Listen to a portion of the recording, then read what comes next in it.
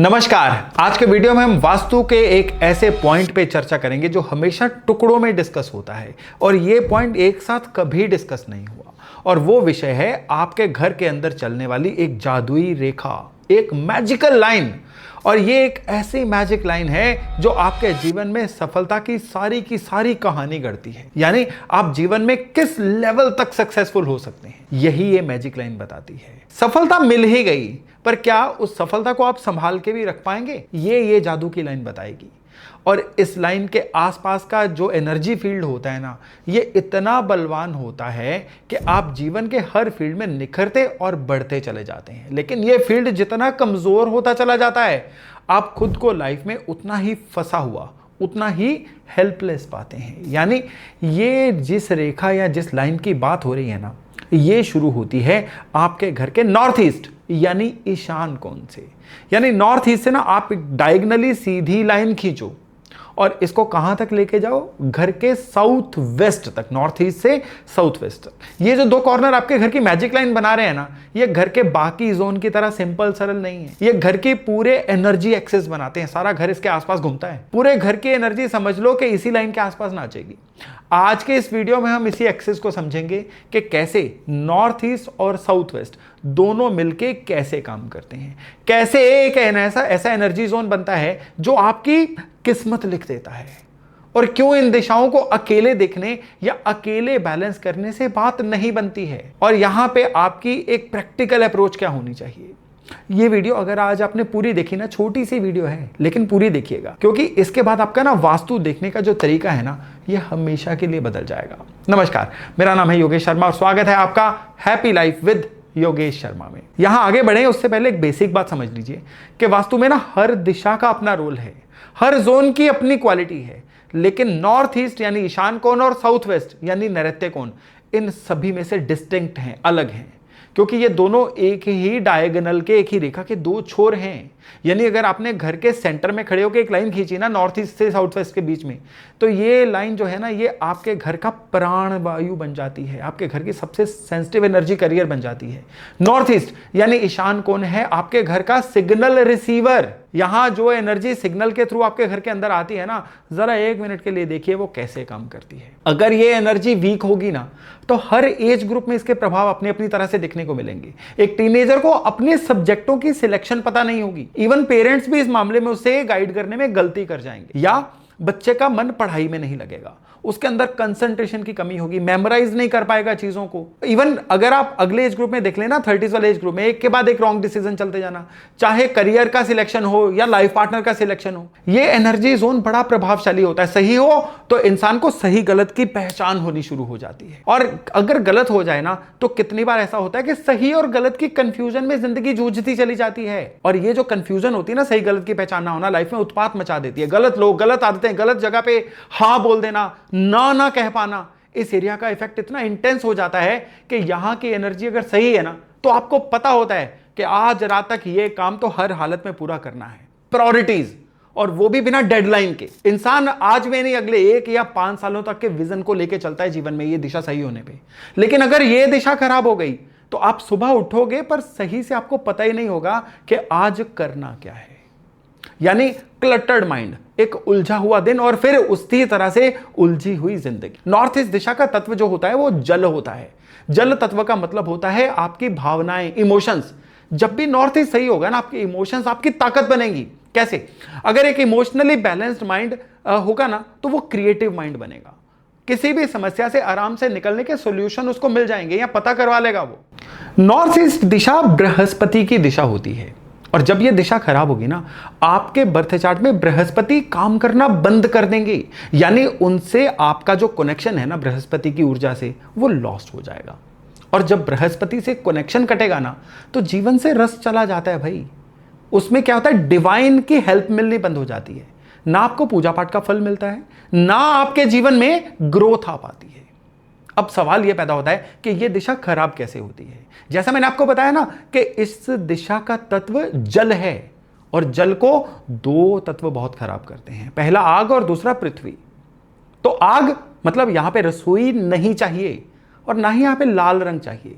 Cushions लाल रंग के, sofa लाल रंग का, पर्दे मैरून कलर के, दीवारों या फर्नीचर के रंग में लाली रोजवुड, तो ये यहाँ पे गड़बड़ कर देगा। इवन बेज कलर जो पृथ्वी का है ना, वो भी यहाँ पे नहीं होना चाहिए। वो होगा तो आपको डबल ट्रबल दे देगा। इसकी ट्रबल आगे जाके और बताऊंगा। लेकिन अगर आप ऐसे अपार्टमेंट में रह रहे हैं ना, अपार्टमेंट में इर्रेगुलर शेप होती है ना, तो नॉर्थ ईस्ट की तरफ मेक श्योर करिए कि दिशा में कट ना हो। ऐसा होने पे आपके नॉर्थ ईस्ट में बड़ा वास्तु दोष हो जाएगा। इवन इस दिशा में टॉयलेट का होना भी वास्तु दोष का बहुत बड़ा बढ़ाने वाला एक सिम्टम होता है। टॉयलेट की एनर्जी ना डिस्पोजल की एनर्जी होती है। टॉयलेट की एनर्जी राहु की एनर्जी होती है।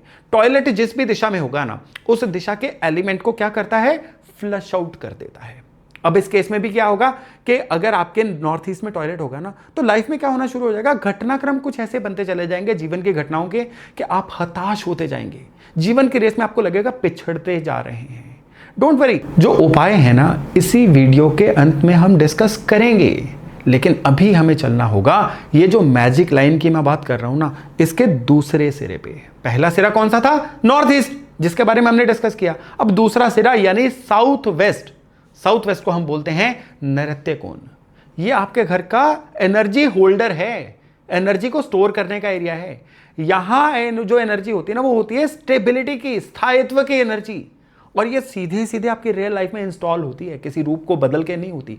यहाँ की एनर्जी अगर कमजोर हो गई ना, तो ये सबसे पहले आपकी लाइफ से स्टेबिलिटी छीन लेती है, पैरों के तले से जमीन छीन लेती है। कोई नौकरी नहीं टिकती, कोई काम नहीं चलता, घर में योजनाएं बनेंगी लेकिन उस पर अमल ही नहीं हो पाता। खाली इतना नहीं है, ये दिशा खराब होगी ना, तो ये सिस्टम और आगे बढ़ जाता है। घर में आपसी कलह, कलेश, आर्गुमेंट्स, झगड़े, फसाद, प्रॉपर्टी के मैटर्स को लेके, इनहेरिटेड प्रॉपर्टी को लेके, और इवन ऐसे घरों में अगर किसी चीज़ का कोई डिवीज़न होना तो वो आप लिख के रख लीजिए। साउथ वेस्ट खराब होगा ना, तो डिवीज़न कभी आराम से हो ही नहीं पाता।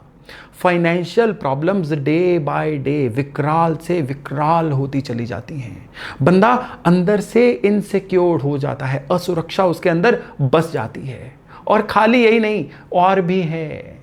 यहाँ पे एक बात बताइए कि कौन अपनी लाइफ में अपने करियर की ऊंचाइयों तक पहुंचता है? इसका जवाब अपने अंदर तलाशिए, पूछिए खुद से। क्या अच्छी डिग्री वाला इंसान? जवाब है नहीं। क्या बड़े पिता की संतान? जवाब है नहीं। खुशकिस्मत इंसान? आप कहोगे जिसकी किस्मत अच्छी हो, मे बी, पर हर बार नहीं। ऊंचाइयों तक वो पहुंचता है जो इंसान अपने काम में कंसिस्टेंट होता है, अपने हुनर में, अपनी स्किल में मास्टर हो जाता है, जिसकी आपको कभी रिप्लेसमेंट नहीं मिलती, वो जाता है जीवन में आके। और ये करिश्मा कौन करता है? ये करिश्मा नैऋत्य कोण, साउथ वेस्ट करता है। इसकी एनर्जी को अगर आपने प्रिजर्व कर लिया ना, तो आप अद्वितीय हो जाते हो। अद्वितीय मतलब क्या है? इररिप्लेसेबल। फिर जगत आपके पीछे आता है, आप किसी के पीछे नहीं जाते हो। पर इसी जगह की जो खराबी है ना, ये आपको एक ना टाइम पास क्रिएचर बना के छोड़ देती है। मतलब ड्रैगिंग करने वाला इंसान। वो कहते हैं ना कि average skills produce average results. तो ये एरिया जो है, पहली बात कि कटा हुआ नहीं होना चाहिए आपकी चार दीवारी के हिसाब से। ये यहाँ पे ना पितरों की एनर्जी होती है, आपके एंसेस्टर्स की एनर्जी। तो यहाँ पे टॉयलेट यानी फ्लशिंग वाली एनर्जी नहीं चाहिए। यहाँ जमीन के नीचे की बोरिंग नहीं चाहिए। इस एरिया में सेप्टिक टैंक नहीं होना चाहिए। ये अगर होंगे, इस जगह की एनर्जी को छिन्न भिन्न करके रख देते हैं। यहाँ पे रसोई यानी आग भी सख्ती से मना है, रेड कलर भी मत दीजिए। अब समझिए, अगर घर का नॉर्थ ईस्ट है ना, ये आपका, आप समझिए, गुड लक के सिग्नल का रिसीवर है, एंटीना है। तो साउथ वेस्ट सिग्नल को स्टोर करने का पॉइंट है, कैपेसिटर है। दोनों को एक साथ देखना बहुत जरूरी है। अगर रिसीवर क्लियर नहीं है तो सिग्नल नहीं आएगा। अगर स्टोरेज स्ट्रांग नहीं है तो जो सिग्नल आएगा वो आके टिकेगा नहीं, डाइल्यूट हो जाएगा, हवा में विलीन हो जाएगा। यही एक कारण है कि अकेले नॉर्थ ईस्ट पे काम करना या अकेले सिर्फ साउथ वेस्ट को देखना, ये दोनों के दोनों जो है ना, आपके लिए बिल्कुल इनकम्प्लीट हैं। ये क्या करेंगे, आपके जीवन में टेम्परेरी कोई फर्क दे देंगे, लेकिन ओवरऑल फर्क नहीं लेके आ पाएंगे। तभी इसको मैजिक लाइन बोला गया है। नॉर्थ ईस्ट क्लियर नहीं है तो लाइफ में डायरेक्शन नहीं आएगी, और साउथ वेस्ट अगर उसी समय पे स्टेबल नहीं है तो डायरेक्शन मिलने के बाद भी लाइफ टिकती नहीं है, लाइफ स्टेबल नहीं होती। तभी इन दोनों दिशाओं को एक जादुई रेखा यानी मैजिक लाइन बोला जाता है। और ये लाइन डिस्टर्ब होने पे प्रॉब्लम कभी अचानक नहीं आएगी, ये भी भूल जाइए। ये धीरे धीरे आएगी और आपकी जड़ों में दीमक का काम करेगी, फाउंडेशन को जीवन की कमज़ोर कर देगी। ऐसा इंसान क्या करेगा, पैसा कमाएगा, भरसक कोशिश करेगा, लाइफ में पैसा आना भी शुरू हो जाएगा क्योंकि बाकी दिशाएं भी तो हैं, लेकिन उस पैसे का कुछ उसका बनता नहीं है, एसेट नहीं बना पाता। गलत चॉइस, गलत फैसलों की वजह से वो अपने जीवन में ना खुशहाली खुद ही खत्म करता चला जाता है। बाद में उसको पता चलता है यार ये फैसले तो लगातार गलत हो रहे थे। रिलेशनशिप उसके जीवन में होगा, लेकिन उस रिलेशनशिप में ना ग्रेविटी होगी, ना इज्जत होगी, ना सम्मान होगा, ना अंडरस्टैंडिंग होगी।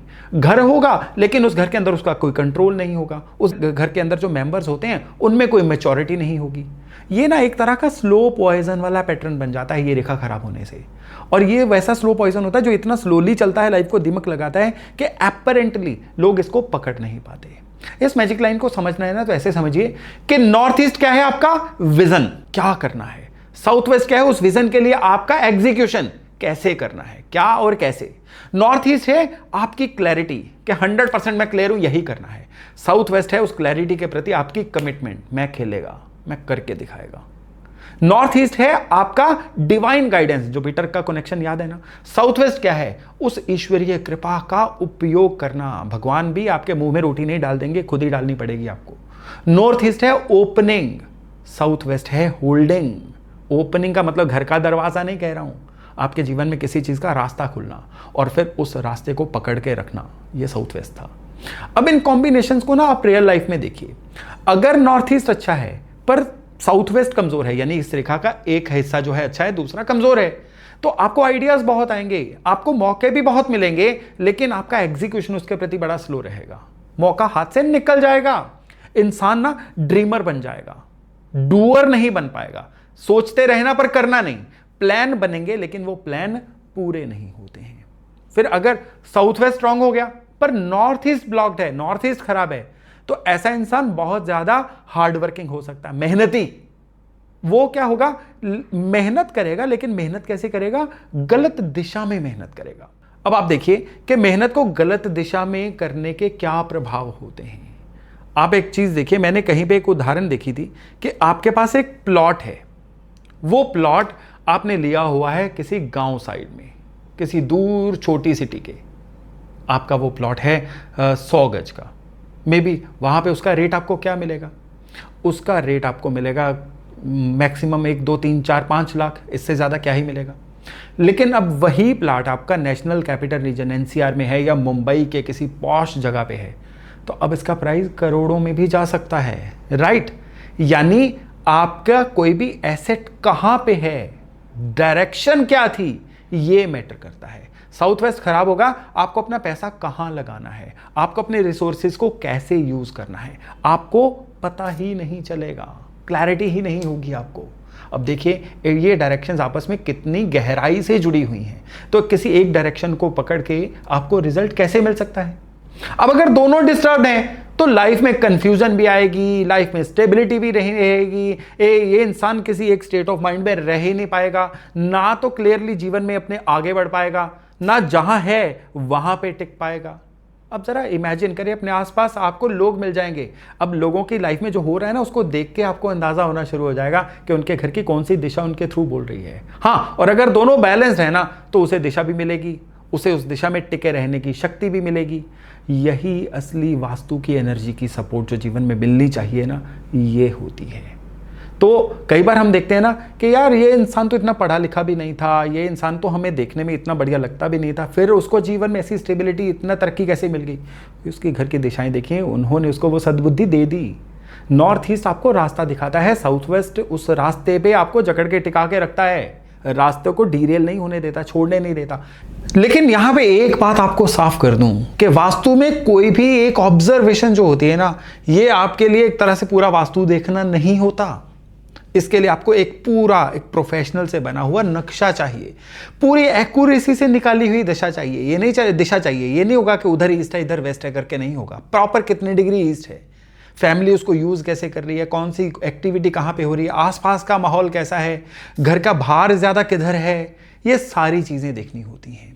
इसलिए ये आज मैं जो आपको साइंस बता रहा हूं ना, ये आपके लिए एक तरह से ऑब्जर्वेशन पॉइंट है। और इनमें से कई एक साथ दिखे ना, केवल एक नहीं, कई एक साथ दिखें, तो इस मैजिक लाइन पे फोकस करना शुरू कर दीजिए, नुक्स फिर वहीं पे होगा।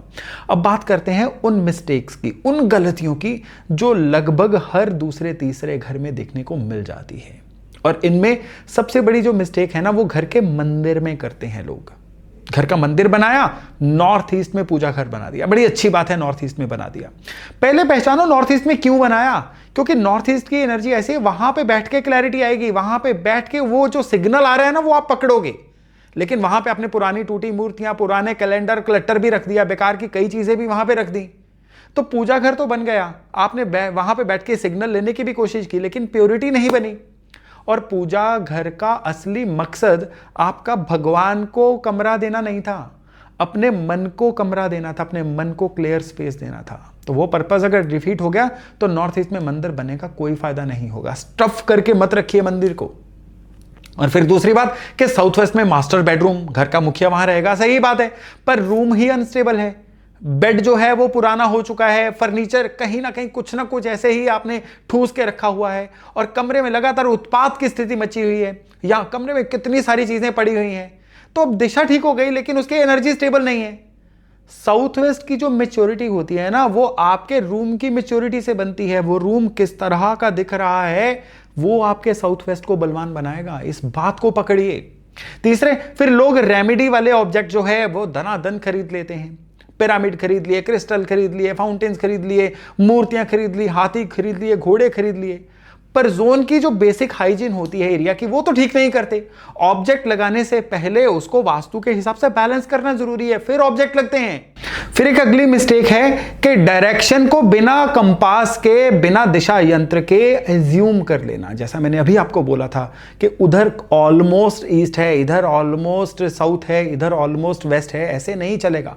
क्योंकि मुझे लगता है कि यहां नॉर्थ ईस्ट है वाली बात नहीं चलेगी। लगने से वास्तु नहीं चलता, कोई भी प्रॉपर मेजरमेंट के बिना कोई भी करेक्शन आपकी गलत दिशा में जा सकती है। पहले अपनी डायरेक्शन को प्रॉपरली कंफर्म करिए, नहीं पता है तो सीखिए, नहीं तो फैसला मत लीजिए। फिर पांचवी बात कि एक वो होता है ना कि universal size, one size fits for all वाली रेमेडी की तरह रेमेडी अप्लाई करना। अब इंटरनेट पे आपने एक टिप देख ली, किसी रील पे एक टिप देख ली, और आपको लगता है कि बिल्कुल यही टिप तो मुझे चाहिए। अब उसमें आपने अपने घर का लेआउट इग्नोर कर दिया, दिशा भी इग्नोर कर दी जो बोली गई थी। आपकी जरूरत अलग हो सकती है, आपकी समस्या का कारण अलग हो सकता है। अगर जो टिप में चीजें दी गई हैं दिशा के साथ रेमेडी वो प्रॉपर आपको क्लियर है तो केवल तभी करिए। ऐसे ही नहीं कि नॉर्थ ईस्ट को वाटर जोन समझ के आपने ब्लाइंडली वहां पे एक्वेरियम लगा दिया। वाटर एलिमेंट की प्लेसमेंट बहुत टेक्निकल होती है, गलत जगह पे आपने वाटर एलिमेंट अगर लगा दिया तो आपको फायदे की जगह नुकसान होना शुरू हो सकता है। वाटर तभी रखिए जब पूरी लेआउट में वाटर रखना अलाउड हो रहा है, ऐसे ही कैसे रख दोगे आप? तो ये गलती भूल से भी नहीं करनी है। अब एक चीज को समझ लीजिए कि वास्तु का मतलब चीजों को जमा करना नहीं है। वास्तु का मतलब है कि वो जो स्पेस है ना उसके दर्द को समझना, स्पेस की भाषा को समझना, उसकी साइकोलॉजी को समझना, और फिर उस स्पेस को सही करने के लिए एक्शन लेना। तो अंत में एक बात समझिए कि वास्तु कोई जादू टोना नहीं है। वास्तु केवल चीजों को रखने का, चिपकाने का नाम नहीं है। पूरे के पूरे लेआउट को, घर की भाषा को समझने का नाम है। तो चलिए अभी वाणी को विराम देता हूं। ऐसे प्रैक्टिकल वास्तु टिप्स और एस्ट्रोलॉजिकल गाइडेंस के लिए हमारे चैनल को सब्सक्राइब जरूर करिएगा और इस वीडियो को सेव कर लीजिए ताकि बाद में रेफरेंस के लिए आपको यह इंफॉर्मेशन मिल सके। और कमेंट में लिखिए कि आपके घर का नॉर्थ ईस्ट और साउथ वेस्ट कोना किस यूज में आ रहा है। मैं हर सीरियस कमेंट को पढ़ता हूं और जहां पे पॉसिबल हो आपको गाइड करने की भी कोशिश करता हूं। तो चलिए बहुत जल्द मिलते हैं नए वीडियो, नए टॉपिक के साथ। अपना खूब ध्यान रखिएगा। नमस्कार।